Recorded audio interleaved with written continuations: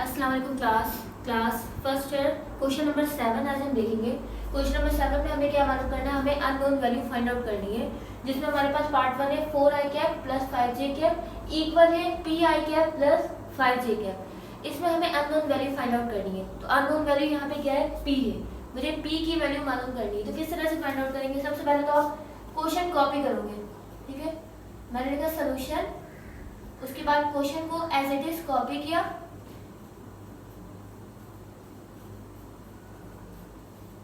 ठीक है। कॉपी करने के बाद अब आप यहाँ पे देखो, यहाँ पे 5j है, ठीक है। हम क्या करते हैं, i को i के साथ ऐड या सब्ट्रैक्ट कराते हैं और j को j के साथ ऐड या सब्ट्रैक्ट कराते हैं। ऐसा नहीं कि हम i को j के साथ या फिर j को i के साथ करवाएंगे, ठीक है, ऐसे नहीं करते। तो यहाँ पे j है और यहाँ पे भी j है, तो यहाँ पे 5j प्लस का है और इज इक्वल टू से पहले, ठीक है। अब इज इक्वल टू के बाद भी 5j है और प्लस का है, तो सेम साइन है, ठीक है। वैल्यू भी सेम है, तो क्या हो जाएंगे, कैंसिल आउट। अब हमारे पास क्या है, 4i cap is equal to से पहले है और इज इक्वल टू के बाद क्या है, pi कैप, ठीक है। ये i और ये i कैंसिल आउट हो जाएगी, तो हमारे पास p की वैल्यू किसके इक्वल आ जाएगी, 4 के। यानी हमारे पास p किसके इक्वल आ गया, 4। यानी अननोन वैल्यू जो है वो किसके इक्वल है, यहाँ पे 4 के इक्वल है। अब हमारे पास है पार्ट 2। पार्ट 2 के लिए भी सबसे पहले आप क्वेश्चन कॉपी करोगे। क्वेश्चन क्या है, 5,7 इक्वल है 5, माइनस क्यू के, ठीक है।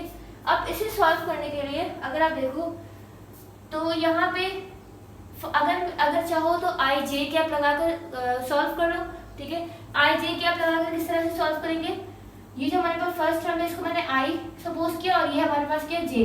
इसी तरह से भी क्या है आई कैप और ये क्या है जे कैप। तो यहाँ पे मैंने लिखा 5i कैप प्लस 7 के साथ कोई साइन नहीं है, दैट मीन्स प्लस साइन है, तो plus 7j cap equal to 5i cap, ठीक है। अब यहाँ पे q के साथ माइनस साइन है, तो हम यहाँ पे क्या लिखेंगे, माइनस qj कैप, ठीक है। अब देखो यहाँ पे 5i कैप प्लस का है, इज इक्वल टू से पहले है, इज इक्वल टू के बाद ही 5i कैप है, लेकिन ये भी क्या है, प्लस का, यानी same sign with same value, तो ये क्या हो जाएंगे आपस में कैंसिल। तो वैल्यू क्या आ गई, 7j इक्वल है माइनस qj के। अगेन j और j कैंसिल हो जाएंगे, ठीक है। लेकिन इस बार q की वैल्यू कैसी आएगी, नेगेटिव। 7 किसके इक्वल है, माइनस q, यानी q इक्वल हो गया -7 की, ठीक है। यानी इस क्वेश्चन में q की वैल्यू क्या आनी चाहिए, -7, और ये हो गया हमारा आंसर। ओके, अब हमारे पास है पार्ट 3। पार्ट 3 में क्वेश्चन है 7 divided by 2i cap minus 3 divide by 5j cap equal है pi cap minus 3 divide by under root 25j cap. इस क्वेश्चन को सॉल्व करने के लिए सबसे पहले अगेन आप क्या करोगे, क्वेश्चन कॉपी करोगे। क्वेश्चन क्या है, 7 divided by 2i cap minus 3 divided by 5j cap equal है pi cap minus 3 divide by under root 25j cap. हमें किसकी वैल्यू चाहिए, p की वैल्यू चाहिए। यहाँ पे अननोन, यहाँ पे क्या है, p है, तो p की वैल्यू चाहिए। p के साथ यहाँ पे क्या है, i कैप। अब देखो यहाँ पे j कैप है और यहाँ पे भी j कैप है, ठीक है। यहाँ पे 3 ऊपर और यहाँ पे भी क्या है, 3। यहाँ पे 5 है, लेकिन यहाँ पे क्या है, अंडर रूट 25। अगर अंडर रूट 25 को रूट से बाहर निकाला जाए तो किसके इक्वल आएगा, 5 के इक्वल आएगा, ठीक है।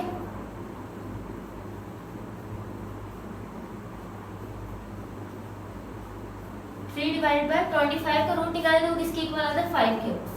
तो माइनस का 3 divided by 5j cap is equal to से पहले, इज इक्वल टू के बाद और इज इक्वल टू से पहले भी क्या है, same value with same sign, यानी minus 3 divided by 5j cap. तो ये दोनों आपस में क्या हो जाएंगे, कैंसिल।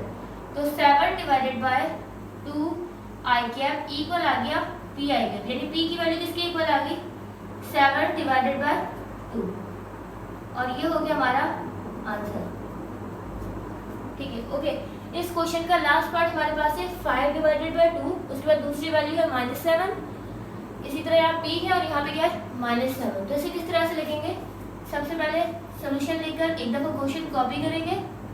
5 डिवाइडेड बाय 2 -7 किसके इक्वल है, p और -7 के इक्वल। लिखेंगे किस तरह से, 5 डिवाइडेड बाय 2 -7 है, किसके इक्वल है, p, और फिर यहाँ पे क्या है, -7। अब देखो इज इक्वल टू से पहले -7, इज इक्वल टू के बाद भी क्या है, -7, तो ये क्या हो जाएंगे, कैंसिल आउट हो जाएंगे। अगर इज इक्वल टू से पहले और इज इक्वल टू के बाद सेम वैल्यू है विद सेम साइन तो वो कैंसिल आउट हो जाते हैं। तो p किसके इक्वल आ गया 5 डिवाइडेड बाय 2 और ये हो गया हमारा answer. Question number 8। Question number 8 में हमें क्या मालूम करने का है पोजीशन वेक्टर और हमारे पास दो वेक्टर गिवन है और रेशियो गिवन है। अब पोजीशन वेक्टर निकालने का फॉर्मूला क्या होता है? पोजीशन वेक्टर निकालने का फॉर्मूला होता है r is equal to m b vector plus m a vector plus m plus n। ये होता है formula position vector find out करने का, ठीक है। अच्छा अब देखो यहाँ पे हमारे पास a और b बता दिया, इसने क्वेश्चन में बता दिया dividing the join of a and b, यानी ये जो हमारे पास फर्स्ट ये a है और ये सेकंड क्या है b है और ये हमें रेशियो गिवन है। अब सॉल्व करने का तरीका क्या है? सबसे पहले मैंने लिखा सॉल्यूशन और फिर लिखा लेट a किसके इक्वल है a नहीं सॉरी वेक्टर a, ठीक है। ये वेक्टर फॉर्म में गिवन है, मैंने लिखा वेक्टर a इक्वल है 4i cap minus 5j cap, ठीक है। और b वेक्टर किसके इक्वल है 2i cap plus 7j cap, ठीक है। अच्छा अब जो ये रेशियो गिवन है ये हमारे पास क्या है? देखो मैंने b लिख दिया a लिख दिया, अब हमारे पास क्या है सॉरी n है, ये m नहीं n है, m b plus n a m plus n। b vector given है, ठीक है, a वेक्टर भी गिवन है। अब जो ये रेशियो है ना ये है m और n, ठीक है। फर्स्ट क्या हमारे पास m रेशियो n, तो मैंने लिखा m रेशियो n इक्वल है 3 रेशियो 5 की। अब सिंपली हम फॉर्मूला लगाएंगे। सबसे पहले मालूम क्या करेंगे हम पोजीशन वेक्टर फाइंड आउट करेंगे, तो मैंने लिखा let the required position vector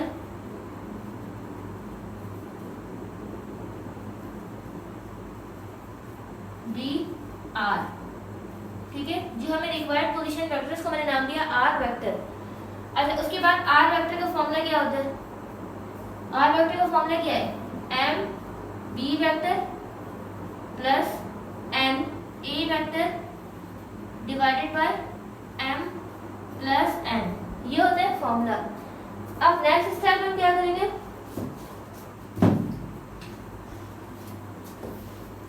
next step में क्या करेंगे वैल्यूज पुट करेंगे। किस तरह से पुट करेंगे? R vector equal to m किसके इक्वल है? m इक्वल है 3 के, ठीक है। उसके बाद क्या है b वेक्टर, अब b वेक्टर किसके इक्वल है 2i cap plus 7j cap. उसके बाद है प्लस n किसके इक्वल है 5 के, तो 5 और a वेक्टर है तो a वेक्टर किसके इक्वल है 4i cap minus 5j cap, ठीक है। और डिवाइड में हमारे पास क्या है m प्लस n, तो मैंने लिखा डिवाइडेड बाय m किसके इक्वल है 3 के प्लस साइन है बीच में, n किसके इक्वल है 5 के। अब सिंपली हम इसे सॉल्व करेंगे। इस तरह सॉल्व करेंगे 3 जो वो 2 से मल्टीप्लाई होता है तो 3 2 से क्या होता है 6 आई कैप, 3 जो वो 7 से मल्टीप्लाई होता है तो 3 7 का 21 j कैप। उसके बाद प्लस 4 5 से क्या होता है 20 और 20 के साथ क्या आ जाएगा आई कैप प्लस माइनस माइनस 5 5 का 25 j कैप, ठीक है। और डिवाइड में क्या आ गया 3 प्लस 5 क्या होता है 8। अब देखो यहाँ ये आई कैप है और यहाँ पे ये आई कैप है, तो ये आई कैप और ये आई कैप यानी this one and this one is, इन दोनों को आपस में हम क्या कराएंगे ऐड करेंगे। किस तरह से 6 प्लस 20 क्या होता है 26 आई कैप। एक ये जे कैप है और फिर आगे एक ये जे कैप है। अब देखो यहाँ पे प्लस का 21 है जबकि यहाँ पे माइनस का 25 है, तो ग्रेटर वैल्यू 25 है, तो ग्रेटर वैल्यू के साथ माइनस साइन है तो पहले हम यहाँ पे माइनस साइन लगा देते हैं। 21 में से हम 25 माइनस करेंगे तो क्या आ जाएगा 4j कैप और डिवाइड में हमारे पास क्या आ गया 8। अच्छा आप क्या करेंगे इस i को सेपरेट j को सेपरेट लिखेंगे। किस तरह से मैंने लिखा 26 i cap divided bye 8 minus 4j cap divided bye 8। 4 बचा 4 4 2 सा 8 2 4 सा 8 2 1 सा 2 2 3 सा 6। तो r वेक्टर की वैल्यू किसके इक्वल आ गई 13 divided by 4 I cap minus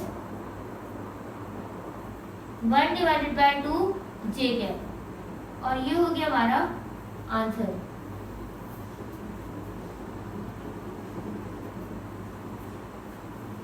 अच्छा, अब हमारे पास है पार्ट 2। और पार्ट 2 में हमारे पास क्वेश्चन है 3 आई कैप प्लस 5 जे कैप। ठीक है, दूसरा वेक्टर हमारे पास है 11 आई कैप प्लस 8 जे कैप, और रेशियो गिवन है 3:2। ठीक है, तो सबसे पहले ए वेक्टर क्या गिवन है 3 आई cap plus 5 J cap. B vector क्या गिवन है 11 आई कैप प्लस 8 जे कैप।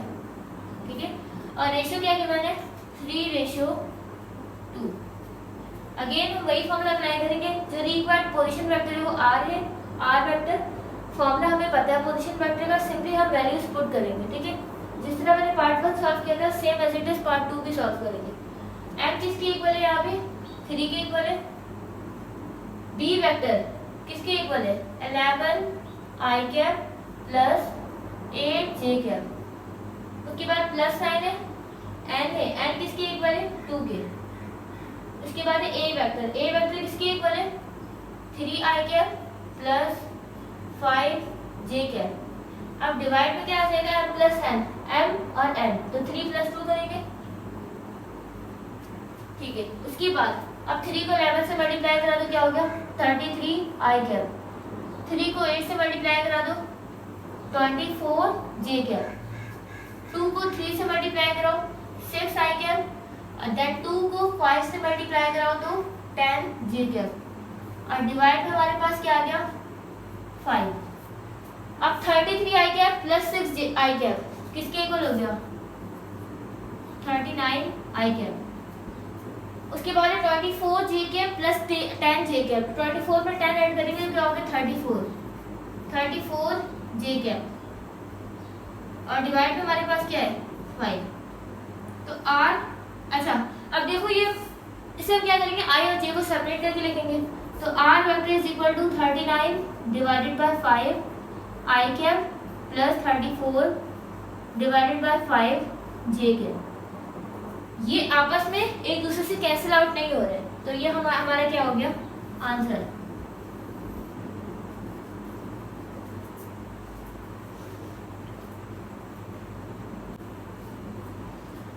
अच्छा, अब हमारे पास क्वेश्चन नंबर 8 का लास्ट पार्ट है, और लास्ट पार्ट है 2 I cap minus 3 J cap, 2 I cap plus 6 J cap, और रेशियो है 4:3। ठीक है, तो अगेन ए वेक्टर क्या गिवन है 2 I cap minus 3 J cap. B vector किसके इक्वल है 2 I cap plus 6 J cap. Ratio क्या गिवन है 4:3।